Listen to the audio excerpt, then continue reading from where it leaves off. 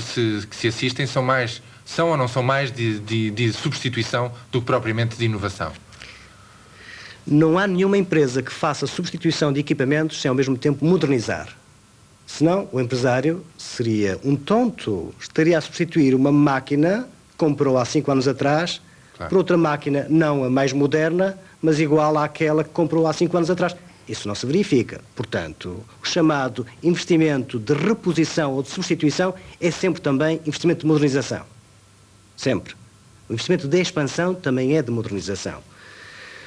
Segundo ponto, a competitividade das empresas portuguesas, que tem estado sempre na nossa preocupação, tem a ver com a política cambial, que é um pau de 2 bicos, porque funciona do lado das exportações no sentido de aumentar a competitividade, mas do lado das importações, quando nós desvalorizamos em excesso, encarece as importações e, portanto, prejudica a competitividade das empresas.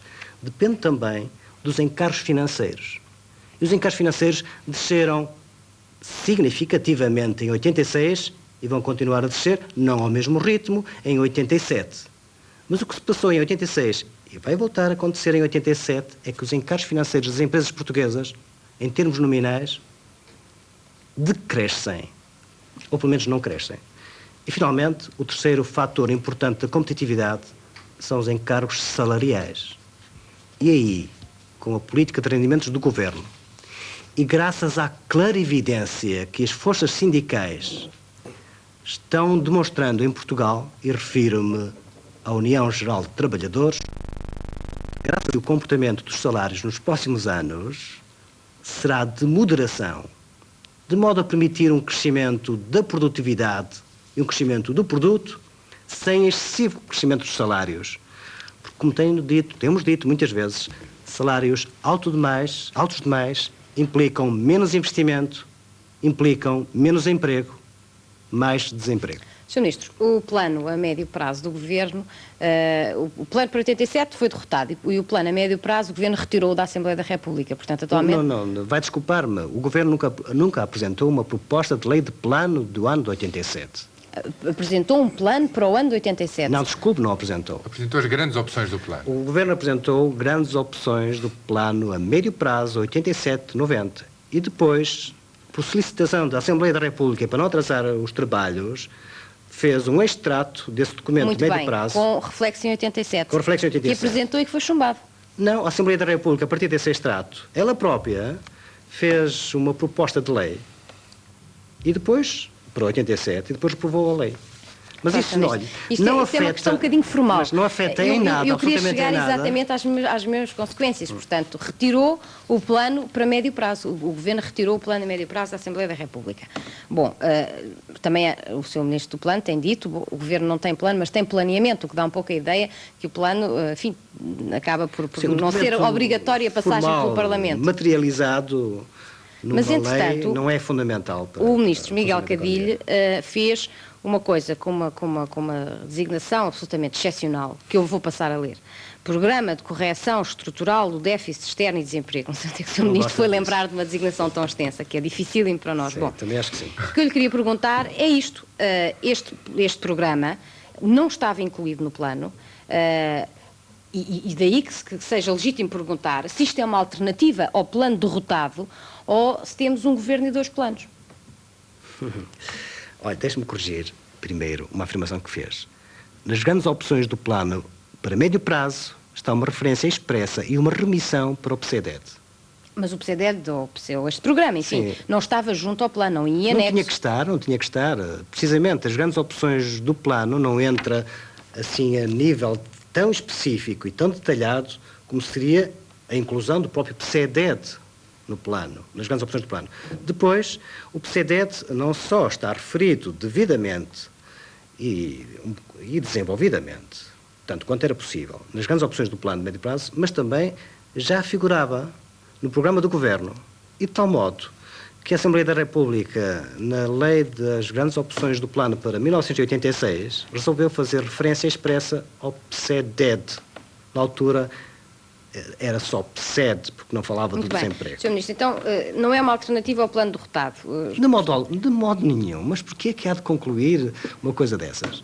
Não tem nada a ver com a alternativa. Sr. Ministro, quem não está dentro destes tão embicados problemas da política, é natural que tenha as suas leituras. Esta foi a minha. Bom, mas o que é que o Sr. Ministro pretende com este programa? A que é que isto se destina? Sumariamente, quais são os objetivos que este programa visa?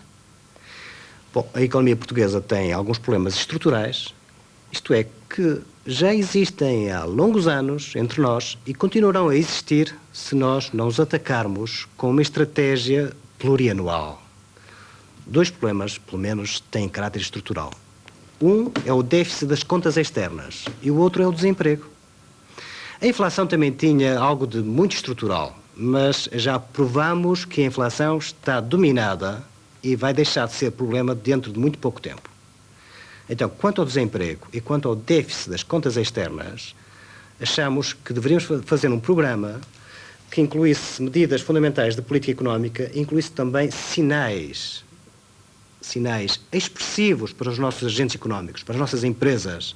Porquê? Porque, fundamentalmente, o desemprego e o déficit das contas externas corrigem-se com um esforço grande de investimento.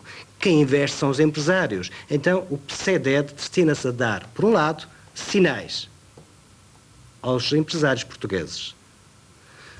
Porque o investimento relevante para a economia portuguesa é aquele que ou promove exportações ou promova a substituição concorrencial de importações, portanto, o déficit externo a ser corrigido, ou promova o emprego, portanto, desemprego a ser corrigido.